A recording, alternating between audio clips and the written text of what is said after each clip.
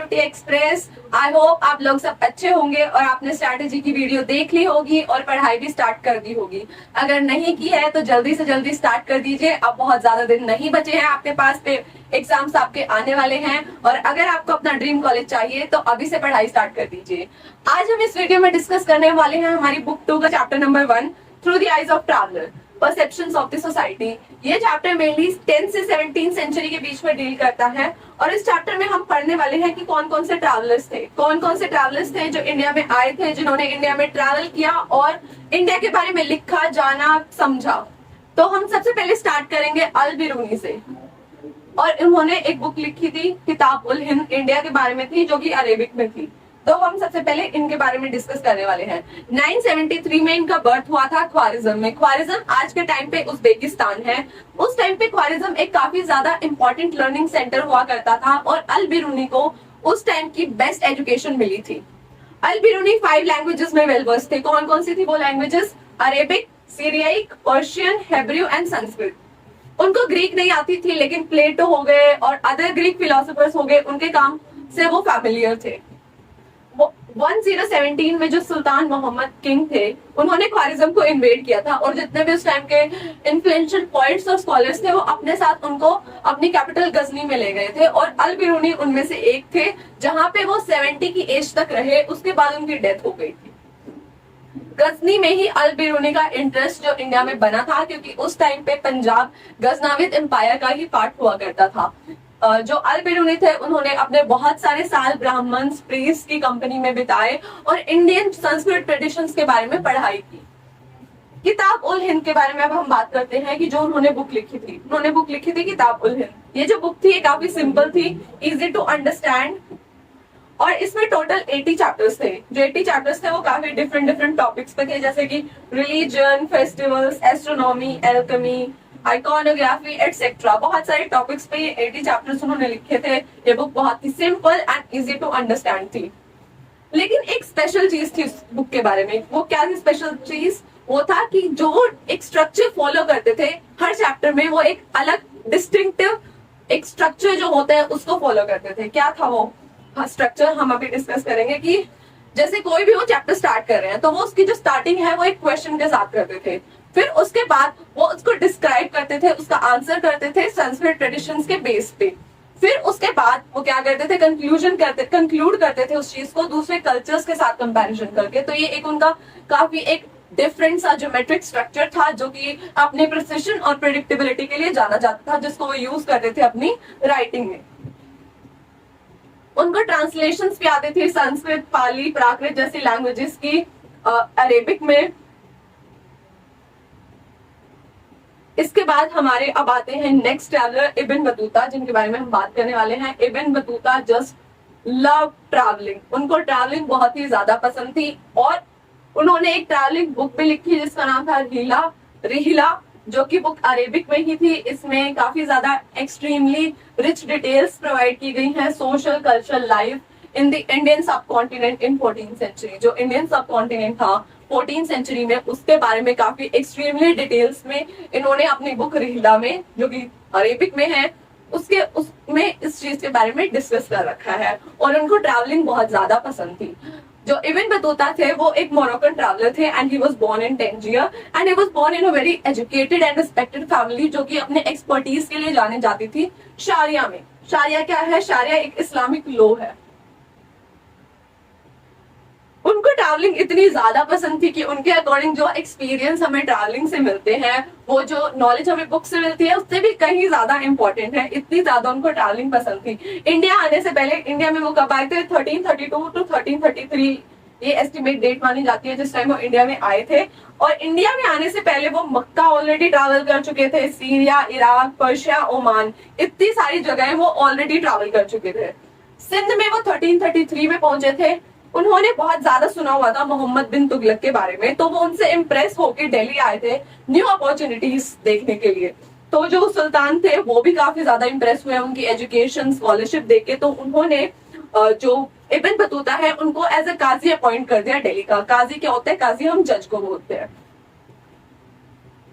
लेकिन बाद में कुछ जो किंग थे, जो रूलर थे और जो इब्न बतूता थे, उनके बीच में कुछ मिसअंडरस्टैंडिंग्स हो गई थी जिसकी वजह से इब्न बतूता को जेल में डाल दिया गया था। लेकिन जब वो मिसअंडरस्टैंडिंग सॉल्व हुई फिर उनको वापस सर्विसेज में लाया गया और उनको ऑर्डर मिला 1342 में चाइना जाने का as a sultan messenger to Mongol ruler. फिर उसके बाद एक वो नई असाइनमेंट के साथ मालाबार कोस्ट गए, फिर वहां से वो मालदीव्स गए, वहां पे वो 18 मंथ्स रहे एज अ काजी। उसके बाद ही इवेंचुअली प्रोसीडेड टू श्रीलंका। एक बार फिर वो मालाबार और मालदीव्स गए थे। चाइना जाने से पहले वो एक बार उन्होंने बंगाल और असम को भी विजिट किया। फिर जब वो चाइना गए तो उन्होंने काफी एक्सटेंसिवली चाइना को ट्रैवल किया, बीजिंग तक वो गए, लेकिन वो जल्दी ही घर वापस आ गए 1347 में ही रिटर्न टू हिज होम। जो उनके इब्न बतूता के अकाउंट्स हैं उनको बहुत ज्यादा कंपेयर किया जाता है मार्को पोलो के अकाउंट से। मार्को पोलो वेनाइस से थे, जो इब्न बतूता है उनके अकाउंट्स को मार्को पोलो के अकाउंट से काफी ज्यादा कंपेयर किया जाता है, क्योंकि मार्को पोलो ने भी इंडिया और चाइना को ट्रैवल किया था 13th सेंचुरी में। Travelling in 14th century was hazardous. Travelling को 14th सेंचुरी में बहुत ही ज्यादा डेंजरस माना जाता था, क्योंकि जितने भी जो रास्ते में लुटेरे होते थे, थीव्स होते थे, वो अटैक करते थे लोगों पे और उनका सामान वगैरह चोरी कर लेते थे, कई बार उनको जान से भी मार देते थे। तो इसीलिए ट्रैवलिंग करना बहुत ही ज्यादा डिफिकल्ट था, बहुत ही ज्यादा डेंजरस माना जाता था। और भी कुछ रीजन से थे, जैसे कि आप बीमार पड़ गए, आपको फीवर हो गया एक्सट्रीम वाला या कुछ और हो गया, तो आपकी कोई हेल्प करने वाला नहीं है, आपकी फैमिली नहीं है वहां पे आपके टेक केयर करने के लिए। तो इसलिए भी ट्रैवलिंग को बहुत ज्यादा डेंजरस माना जाता था 14th सेंचुरी में। इसका एक एग्जाम्पल भी दिया गया है इसमें। जब इब्न बतूता मुल्तान से दिल्ली ट्रैवल कर रहे थे अपने कारवा में, तो उनके कारवा को अटैक किया गया, फिर जिसमें कि उसके बहुत सारे जो कंपेनियंस थे उनकी जान भी चली गई और बहुत सारे इंजर्ड भी हो गए, इंक्लूडिंग इब्न बतूता। तो ये सब था हमारा इब्न बतूता के बारे में। पोर्चुगीज 1500 में इंडिया में आए थे और उन्होंने इंडियन सोसाइटी के बारे में काफी डिटेल में अकाउंट्स बनाए, काफी हमारी सोशल रिलीजियस प्रैक्टिसेस के बारे में लिखा, बहुत ही डिटेल डिस्क्रिप्शंस उन्होंने दिया इंडिया के बारे में। कुछ हमें हमारी एनसीईआरटी बुक में एग्जाम्पल भी दिए हुए हैं पोर्चुगीज जो इंडिया में आए थे। जैसे कि फर्स्ट एग्जाम्पल है ज्यूसेट रॉबर्टो नोबिली। ज्यूसेट रॉबर्टो नोबिली जो थे, उन्होंने जो इंडियन टेक्स्ट थे उनको यूरोपियन लैंग्वेज में ट्रांसलेट किया था। दूसरे थे जो कि काफी फेमस पोर्चुगीज राइटर थे, वो थे दुआर्टे बारबोसा। व्हाट वी से दुआर्टे बारबोसा, जिन्होंने काफी ज्यादा डिटेल में लिखा, जो कि ट्रेड और सोसाइटी थी साउथ इंडिया की 14th सेंचुरी में। रॉबर्टो नोबिली के बाद आते हैं हमारे best non Portuguese writer Duarte Barbosa, जिन्होंने काफी ज्यादा डिटेल में लिखा साउथ इंडिया में जो उस टाइम पे वहां की सोसाइटी और ट्रेड थी। ये काफी फेमस राइटर थे पोर्चुगीज। नेक्स्ट है हमारे famous French jeweller gene Baptiste Tavernier, जो इंडिया में 6 टाइम्स ट्रेवल किया और वो इंडिया की जो ट्रेडिंग कंडीशंस थी उनको देख के काफी ज्यादा इम्प्रेस हुए।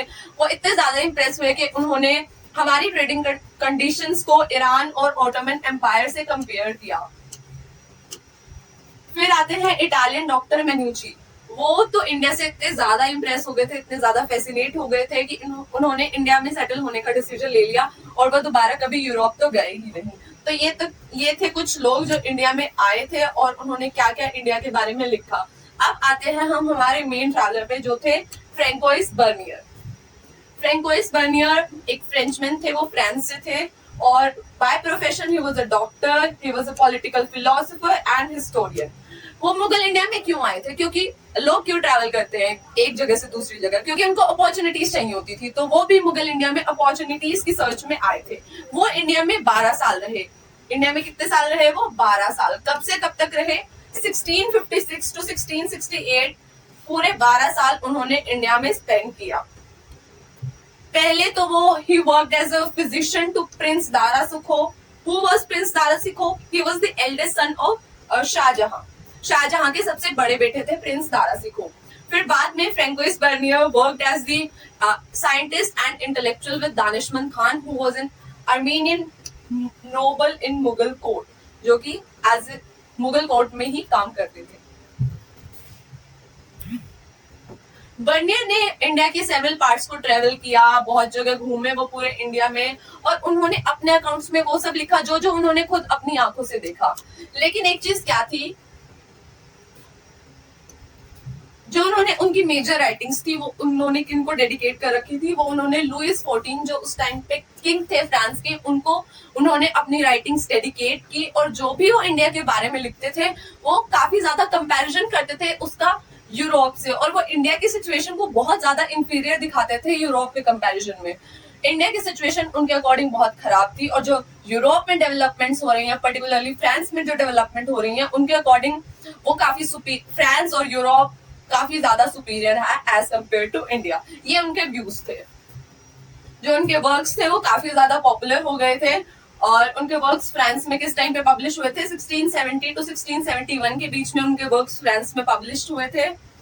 और बहुत सारी लैंग्वेजेस में उनके वर्क्स को ट्रांसलेट भी किया गया। कौन कौन सी वो लैंग्वेजेस थी, इंग्लिश थी, डच थी, जर्मन थी। Between 1670 and 1725 his accounts reprinted 8 times in French। French में इस टाइम पीरियड के बीच में 1670 से लेके 1725 के बीच में उनके अकाउंट्स को 8 बार रीप्रिंट किया गया फ्रेंच में, और 1684 तक रीप्रिंट किया गया इंग्लिश में उनके अकाउंट्स को 3 बार। तो इससे हमें पता लगता है कि उनके अकाउंट्स कितने ज्यादा पॉपुलर हो गए थे उस टाइम पे लोगों के बीच में, वो इतने ज्यादा पॉपुलर हो गई थी उनकी राइटिंग्स। तो इससे ये हमारा था फ्रैंकोइस बर्नियर के बारे में कि वो इंडिया में क्यों आए थे, क्योंकि उनको अपॉर्चुनिटीज चाहिए थी। पहले उन्होंने वर्क किया as a doctor to prince Dara Shikoh, doctor of physician, then he worked as the intellectual scientist with Armenian noble Danishmand Khan. और जो भी वो इंडिया में जहां पे भी उन्होंने ट्रेवल किया, उन्होंने पहले इंडिया को देखा, जो उन्होंने देखा वही उन्होंने अपनी राइटिंग्स में लिखा, और वो हमेशा अपनी हर राइटिंग में इंडिया को यूरोप पर्टिकुलरली फ्रांस से कंपेयर करते थे और इंडिया को इंफीरियर शो करते थे। और हमने क्या पढ़ा कि उन्होंने अपनी मेजर राइटिंग्स को किसको डेडिकेट किया था, लुइस 14 को, जो कि उस टाइम पे फ्रांस के किंग थे। तो ये हमने पढ़ा फ्रैंकोइस बर्नियर के बारे में। चलिए अब हम अपने नेक्स्ट टॉपिक पे जाते हैं। हमारा नेक्स्ट टॉपिक है Al Biruni and the Sanskrit tradition. इस टॉपिक में हम क्या पढ़ने वाले हैं, इस टॉपिक में हम पढ़ने वाले हैं कि अल बिरूनी को क्या क्या चैलेंजेस, क्या क्या ऑब्स्टेकल्स फेस करने पड़े थे संस्कृत ट्रेडिशंस को समझने के लिए, संस्कृत टेक्स्ट को पढ़ने के लिए उनको क्या क्या प्रॉब्लम्स फेस करनी पड़ी थी। तो इसमें हम मेनली 3 प्रॉब्लम्स के बारे में बात करने वाले हैं जो उन्होंने फेस की संस्कृत ट्रेडिशंस को पढ़ते वक्त, समझते वक्त, जो भी कह लीजिए। तो there were many barriers to understanding. Al Biruni हमारे आगे बहुत सारे बैरियर्स की बात करते हैं, मेनली 3 बैरियर्स की बात करते हैं वो। सबसे पहला, the first among there was the language. जो सबसे पहला बैरियर था वो था लैंग्वेज। उनके अकॉर्डिंग संस्कृत अरेबिक और पर्शियन से इतनी डिफरेंट थी कि जो आइडियाज और कंसेप्ट थे वो एक लैंग्वेज से दूसरी लैंग्वेज में ट्रांसलेट करना बहुत ही ज्यादा डिफिकल्ट था। तो इसलिए वो पहला बैरियर बताते हैं कि पहला बैरियर सबसे ज्यादा लैंग्वेज का था। वो आइडियाज कंसेप्ट्स को ट्रांसलेट ही नहीं कर पा रहे थे अपनी अरेबिक और पर्शियन लैंग्वेज में। हमारा पहला जो बैरियर है वो क्लियर हो गया। अब आता है हमारा दूसरा बैरियर। क्या था second barrier? Second barrier he identified was the difference in religious beliefs and practices. तो दूसरा बैरियर था जो उन्होंने फेस किया वो था difference in the religious beliefs and practices. वो जहां से आते थे और वो जहां पे अभी थे, यानी कि इंडिया, यानी कि मुगल इंडिया, वहां की जो रिलीजियस बिलीव्स और प्रैक्टिसेस थी वो काफी डिफरेंट थी। तो उनको समझने में थोड़ा टाइम लगा, थोड़ी डिफिकल्टी हुई। ये था हमारा second barrier. What is the second barrier? It is the differences in the religious beliefs and practices. अब आते हैं हम अपने थर्ड बैरियर पे। थर्ड बैरियर था self absorption and consequent insularity of the local population. जो हमारी इंडियन पॉपुलेशन थी वो बहुत ही ज्यादा आइसोलेशन पॉलिसी जिसे बोलते हैं उसको फॉलो करती थी। वो आउटसाइडर्स के साथ ज्यादा घुलना मिलना पसंद नहीं करते थे, बस अपने ही कल्चर में मगन रहते थे। अपने ही जो उनके प्रैक्टिसेस थी वही उनको पसंद थी। वो बाहर के लोगों से ज्यादा बातचीत करना, घुलना मिलना, उनके कल्चर से इंटरेक्ट करना उनको नहीं पसंद था। वो मेनली अपना खुद में ही रहते थे। तो ये था हमारा third barrier, the self absorption and the consequent insularity of the local population. Even though उनको ये सारे बैरियर्स फेस करने पड़े, लेकिन फिर भी उन्होंने संस्कृत ट्रेडिशंस को समझा। जो ब्राह्मण्स के वर्क्स थे जैसे कि वेदास, पुराण, भगवत गीता, इनको उन्होंने यूज किया अपना एक अंडरस्टैंडिंग प्रोवाइड करने के लिए इंडियन सोसाइटी की, उस टाइम पे जो हमारी सोसाइटी थी उसके बारे में उन्होंने बताया इन सब वर्क्स को यूज करके। ये हमने पढ़े 3 बैरियर्स जो अल बिरूनी ने फेस किए थे संस्कृत ट्रेडिशंस को समझने के लिए, पढ़ने के लिए। तो अब हम अपने नेक्स्ट टॉपिक पे आते हैं बिना किसी देरी के। वो है हमारा नेक्स्ट टॉपिक है Al Biruni and the description of caste system. इस टॉपिक में क्या पढ़ने वाले हैं हम? इस टॉपिक में हम पढ़ेंगे कि अल बिरूनी ने कैसे कास्ट सिस्टम को देखा, क्या उनके व्यूज थे कास्ट सिस्टम के बारे में, और उन्होंने कैसे जो इंडिया में कास्ट सिस्टम चल रहा था उसको डिस्क्राइब किया और उनके उस पर क्या ओपिनियंस बिलीव्स थे। हम इस टॉपिक में वो पढ़ने वाले हैं। Social divisions were not unique to India. उनके अकॉर्डिंग जो सोशल कैटेगरीज, जो कास्ट सिस्टम हमारे इंडिया में बना रखा था, वो ऐसा नहीं था कि वो बस इंडिया में ही था, वो और भी जगह था। तो ये तो कोई यूनिक चीज नहीं थी। तो उनके अकॉर्डिंग सोशल जो कैटेगरीज थी वो यूनिक नहीं थी इंडिया में। एंशिएंट पर्शिया में भी लोगों को 4 कैटेगरीज में डिवाइड कर रखा था। पहली कैटेगरी थी नाइट्स एंड प्रिंसेस की। फर्स्ट कैटेगरी किसकी थी? नाइट्स एंड प्रिंसेस की। सेकंड कैटेगरी किसकी थी? मॉन्क्स एंड फायर प्रीस्ट की। Third was of lawyers, physicians and astronomers, scientist. And finally fourth category में किन लोगों को डिवाइड कर रखा था? पीजेंट्स एंड आर्टिसंस को। ये उन्होंने डिस्क्राइब किया है एंशिएंट पर्शिया को, कि कैसे वहां की सोसाइटी को 4 कैटेगरीज में डिवाइड कर रखा था। तो इससे हमें पता चलता है, इसके एग्जाम्पल के थ्रू वो दिखाते हैं कि जो सोशल डिविजन है वो इंडिया में ऐसा नहीं है कि बहुत अलग कुछ चीज है, वो और जगह भी मिलती है। Even though he accepted the Brahmanical descriptions of caste system but disapproved the notion of pollution. उन्होंने सोशल डिविजन को एक्सेप्ट कर लिया, लेकिन जो इंडिया में कुछ कास्ट को बोला जाता था कि ये लोग अनटचेबल हैं, ये लोग पॉल्यूटेड है, इनसे दूर रहो, इनके पास नहीं लगना, इनके हाथ से खाना नहीं खाना, पानी नहीं पीना। उनके अकॉर्डिंग ये सब चीजें काफी गलत थी। ऐसा कुछ नहीं होता। उनके अकॉर्डिंग पॉल्यूशन का कंसेप्ट बहुत ही गलत है जो कि इंडियन कास्ट सिस्टम में था। उन्होंने डिसअप्रूव कर दिया कंप्लीटली जो हमारे एंशिएंट इंडिया में पॉल्यूशन, अनटचेबिलिटी का प्रैक्टिस हुआ करता था, उसको उन्होंने कंप्लीटली डिसअप्रूव कर दिया। He remarked that everything which falls into a state of impurity strives and succeeds in regaining its original condition of purity. The sun cleanses the air, salt in sea prevents water from becoming polluted. The concept of social pollution intrinsic to caste system was according to him contrary to the laws of nature. उनके according वो क्या कहते हैं, इसके according, इसके through वो क्या कहना चाह रहे हैं, 3 पॉइंट्स के थ्रू वो कहना चाह रहे हैं कि जो पॉल्यूशन का कंसेप्ट है वो नेचर के बिल्कुल अगेंस्ट है। क्योंकि अगर नेचर में कोई भी चीज है वो ओरिजिनल फॉर्म में प्योर ही है। अगर वो किसी चीज की वजह से इम्प्योर हो गई है but it still strives for purity to regain its original form of purity. तो अल बिरूनी के अकॉर्डिंग हर चीज जो नेचर में होती है वो प्योर होती है, लेकिन अगर किसी भी वजह से वो इम्प्योर हो गई है वो अपनी ओरिजिनल फॉर्म में जाती है प्योरिटी की। इसमें एग्जाम्पल भी दिया हुआ है कि जैसे सन क्लेंस करता है एयर को, जैसे सॉल्ट सी में जो सॉल्ट पाया जाता है वो पानी को पोल्यूटेड होने से बचाता है। इसका वो एग्जाम्पल भी देते हैं। तो इससे हमें पता चलता है अल बिरूनी जो हमारे कास्ट सिस्टम में पॉल्यूशन, अनटचेबिलिटी का कंसेप्ट था उसके काफी ज्यादा अगेंस्ट थे। सोशल डिविजन उनको फिर भी लगा कि हाँ चलो ठीक है, यूनिक नहीं है, कुछ ऐसा अलग नहीं है, कुछ खास नहीं है। बाकी और कंट्रीज में भी होता है पॉल्यूशन का, मतलब जो और स्टेट्स थी उस टाइम पे उनमें भी था ये, लेकिन जो ये पॉल्यूशन का कंसेप्ट है ये तो बहुत ही बेकार है, ये तो उनको बिल्कुल अच्छा नहीं लगा। तो यहाँ पे हमने अपना ये टॉपिक भी अल बिरूनीज डिस्क्रिप्शन ऑफ कास्ट सिस्टम भी समझ लिया है। आई होप आपको समझ में आ रहा होगा। अगर आपको समझ में नहीं आ रहा तो आप कमेंट सेक्शन में लिख सकते हैं कि क्या मुझे इम्प्रूवमेंट करनी चाहिए अपने पढ़ाने के तरीके में।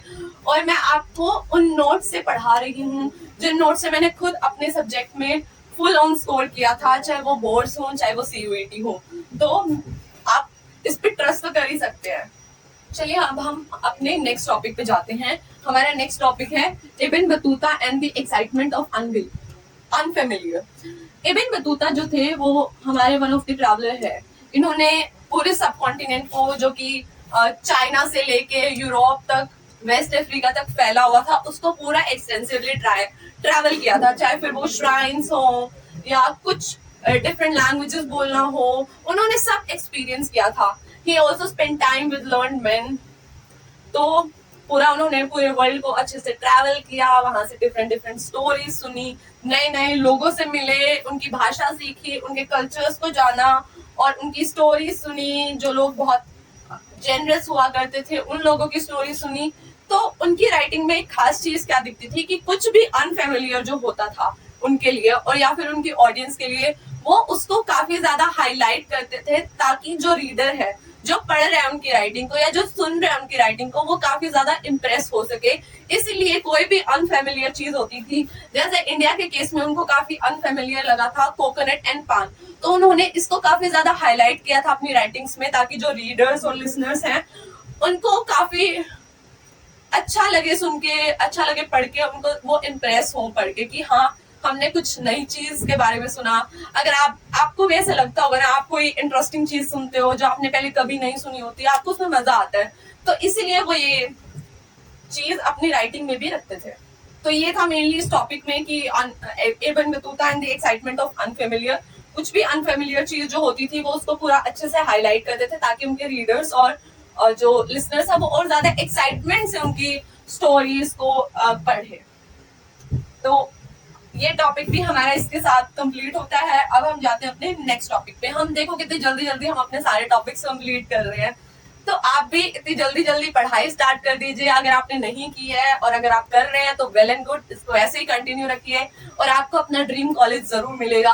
अब हम स्टार्ट करने वाले हैं हमारा नेक्स्ट टॉपिक जो है Ibn Battuta and Indian cities. इस टॉपिक में हम क्या पढ़ेंगे कि इब्न बतूता जो इंडियन सिटीज थी उसको कैसे उन्होंने डिस्क्राइब किया, क्या उनके व्यू पॉइंट्स थे इंडियन सिटीज को लेके, क्या उनके ओपिनियंस थे हमारे एग्रीकल्चर, ट्रेड और कॉमर्स को लेके, और इसमें वो बाजार्स की भी बात करते हैं कि क्या उनको यूनिक चीज लगी इंडियन बाजार्स के बारे में। तो चलिए स्टार्ट करते हैं। He find Indian cities full of exciting opportunities. उनके अकॉर्डिंग इंडियन सिटीज अपॉर्चुनिटीज से भरी हुई थी, काफी ज्यादा प्रोस्पेरस थी और डेंसली पॉपुलेटेड थी। सिर्फ कुछ सिटीज को छोड़ के जिन्होंने वॉर को फेस किया है, बाकी सारी सिटीज काफी ज्यादा अपॉर्चुनिटीज से भरी हुई थी। फिर वो डिस्क्राइब करते हैं दिल्ली को।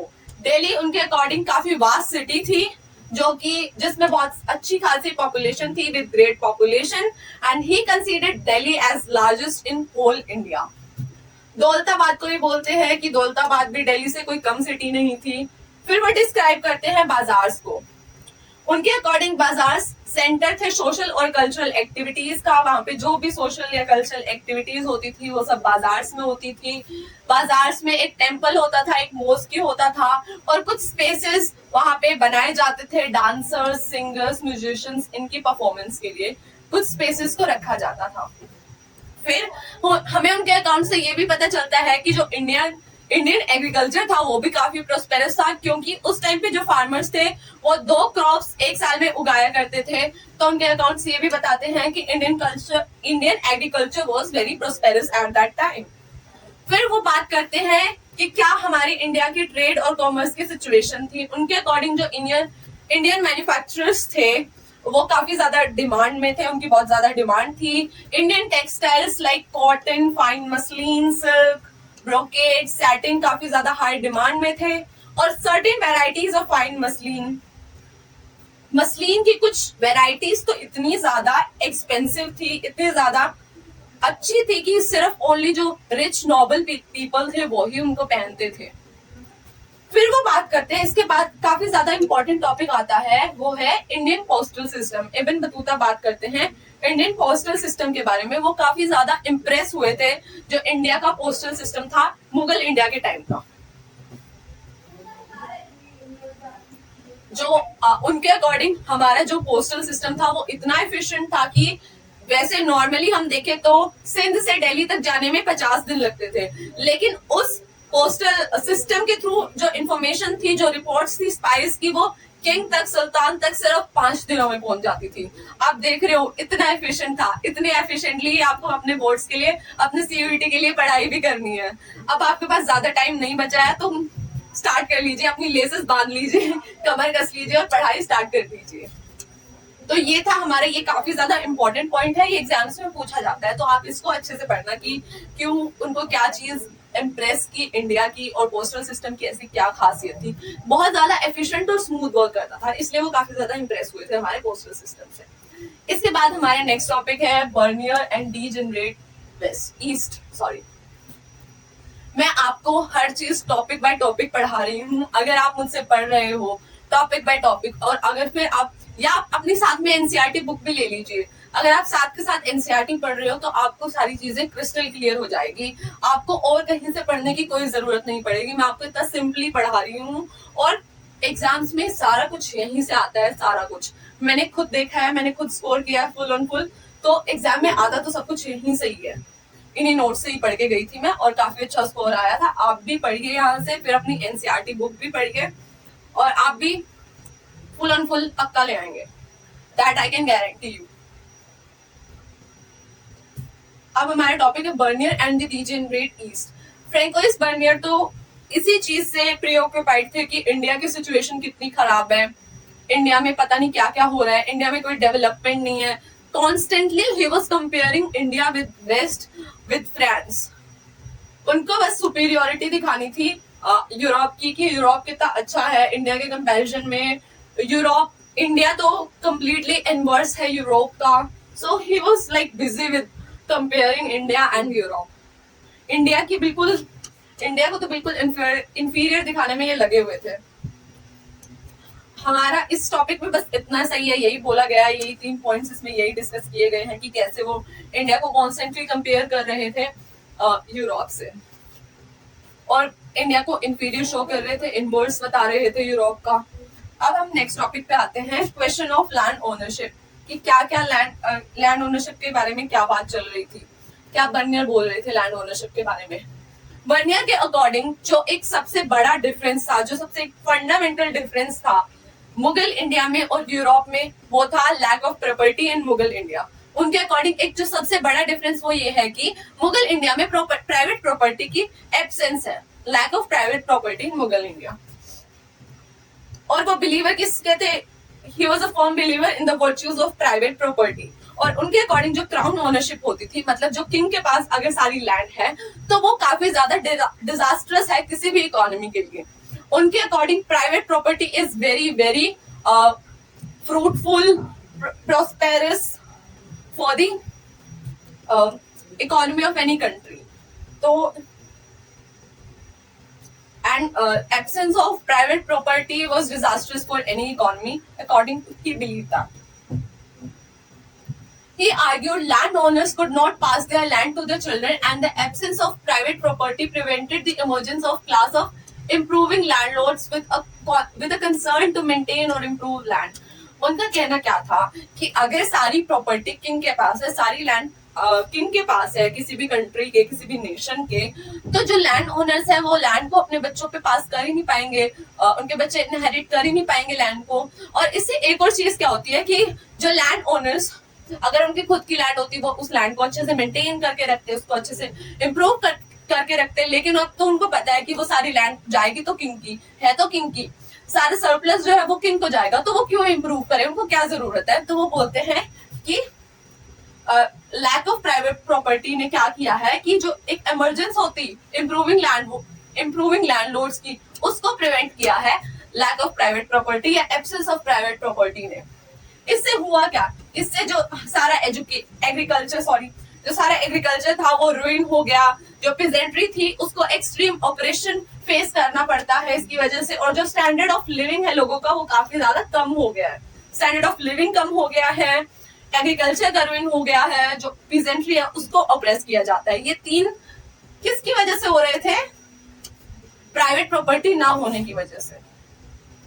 ये बर्नियर के व्यूज थे इंडिया के ऊपर, मुगल इंडिया के ऊपर। बर्नियर के अकॉर्डिंग जो इंडिया की सोसाइटी थी वो मेनली गरीब लोगों से ही भरी हुई थी, मेनली उसमें इम्पोवरिश पीपल ही रहते थे, और या फिर एक बहुत ही स्मॉल माइनॉरिटी थी रिच लोगों की। उनके according there was no middle class in India.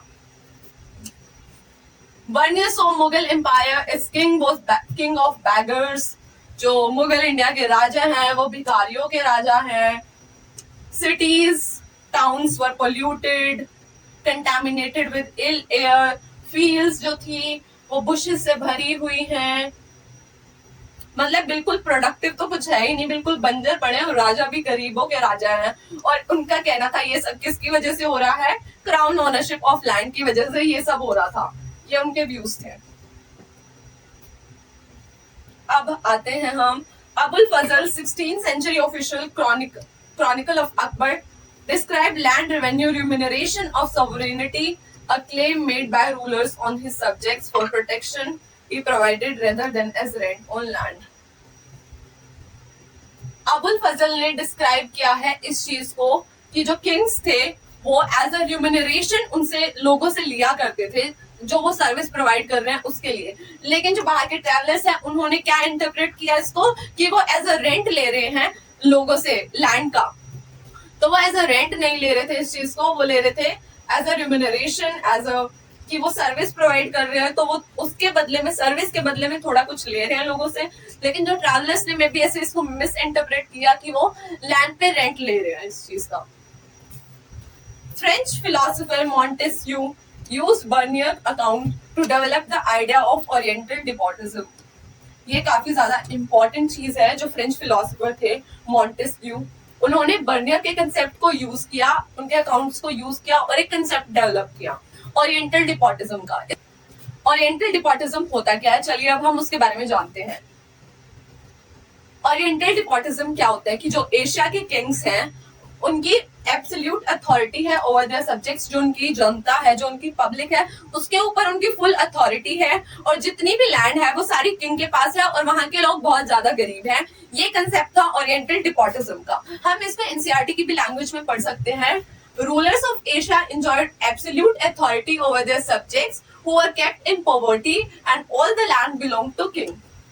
Private property was non existent, private property तो थी ही नहीं। फिर इसी कंसेप्ट को कार्ल मार्क्स ने लिया 19th सेंचुरी को और इसको फर्दर डेवलप करके क्या, कौन सा कंसेप्ट बनाया, एशियाटिक मोड ऑफ प्रोडक्शन।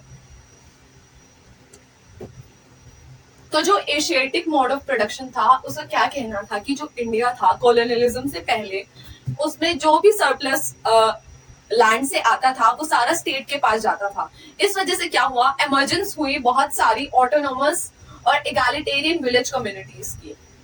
ये जो विलेज कम्युनिटीज थी ये इंश्योर करती थी कि जो सरप्लस है वो स्टेट के पास जाए और जो इंपीरियल कोर्ट था फिर वो इनकी respect, imperial court respected the autonomy of these village communities. और कार्ल मार्क्स के अकॉर्डिंग ये सिस्टम काफी ज्यादा स्टैग्नेंट था। Okay, there were considerable social and economical differences in rural societies in 16th and 17th century. 16th और 17th century की जो societies थी उस टाइम पे काफी ज्यादा social और economic differences होते थे। एक तरफ थे बहुत बड़े बड़े जमींदार जिनके पास सारे land rights थे और दूसरी तरफ थे untouchables, landless laborers जो गरीबी में अपना जीवन काट रहे थे। तो ये हो गया हमारा ये टॉपिक भी इसके साथ कंप्लीट हो जाता है। इस टॉपिक में हमने क्या क्या पढ़ा कि कैसे बर्नियर के अकॉर्डिंग प्राइवेट प्रॉपर्टी काफी ज्यादा इंपॉर्टेंट है और जो क्राउन ओनरशिप है कैसे वो एक इकोनॉमी के लिए डिजास्टर्स है। हमने ओरिएंटल डिपोटिज्म के बारे में पढ़ा, फिर हमने पढ़ा एशियाटिक मोड ऑफ प्रोडक्शन के बारे में कि कैसे ये एक स्टैग्नेंट सिस्टम था। अब हम आते हैं अपने नेक्स्ट टॉपिक पे, अ मोर कॉम्प्लेक्स सोशल रियलिटी। इसमें हम अर्बन टाउन्स वगैरह की बात करेंगे।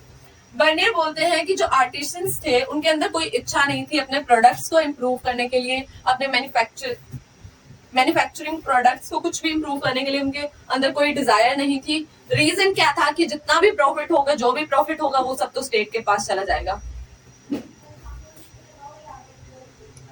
बहुत सारे इंडिया में बहुत सारे प्रीशियस मेटल्स पाए जाते थे क्योंकि जितने भी प्रोडक्ट्स मैन्युफैक्चर किए जाते थे उन सबका एक्सपोर्ट होता था गोल्ड और सिल्वर के एक्सचेंज में। फिर हम बात करें कि बर्नियर ने एक और चीज नोटिस की, वो थी existence of prosperous merchant community which were engaged in long distance exchange. एक ऐसी कम्युनिटी भी थी उस टाइम पे, मर्चेंट्स की कम्युनिटी जो लॉन्ग डिस्टेंस ट्रेड में एंगेज कर रहे थे। देन इट टॉक अबाउट कि 17th सेंचुरी में 15% जो पॉपुलेशन थी इंडिया की, मुगल इंडिया की, वो टाउन्स में रहती थी। इन स्पाइट ऑफ दिस जो बर्नियर है वो बोलते हैं, वो डिस्क्राइब करते हैं मुगल सिटीज को कैंप टाउन्स की तरह। वो काफी ज्यादा ओवर सिंप्लीफाइड पिक्चर ड्रॉ करते हैं इंडियन सिटीज की, उनको कैंप टाउन्स बोल दिया, लेकिन ऐसा नहीं था। बहुत सारे different types of towns were there. For example there were trading towns, manufacturing towns, port and sacred towns. तो वो काफी ज्यादा एक ओवर सिंप्लीफाइड पिक्चर ड्रॉ करते हैं इंडियन टाउन्स की। Merchants had strong community ties and were organized into their own caste occupational bodies. Merchants की काफी ज्यादा एक strong कम्युनिटी थी इंडिया में उस टाइम पे, और वेस्टर्न इंडिया में इन ग्रुप्स को महाजन्स बोला जाता था। जो ये मर्चेंट कम्युनिटीज थी इनको वेस्टर्न इंडिया में महाजन्स बोला जाता था। इनका जो चीफ होता था उसको सेठ बोला जाता था, जो हम आज भी सुन सकते हैं, आज भी होती है हमारी ये कम्युनिटीज, बहुत सारे लोगों को सेठ बोला जाता है। इन अर्बन सेंटर्स जैसे कि अहमदाबाद हो गया, इन महाजन्स को एक इनका चीफ रिप्रेजेंट किया करता था, उसको बोलते थे नगर सेठ। Understood. Other urban groups included professional classes, और कौन कौन से अर्बन एरियाज में और कैसे कैसे लोग रहते थे, जैसे फिजिशियंस रहते थे, teachers, lawyers, painters, musicians, architects etcetera, ये सब भी अर्बन टाउन्स में ही रहते थे। अब आते हैं हम हमारे इस chapter through the eyes of travellers के सबसे लास्ट टॉपिक पे। इसके बाद हमारा चैप्टर पूरी तरीके से कंप्लीट हो जाएगा, और आई होप आप सबको ये अच्छे से समझ में आ रहा होगा।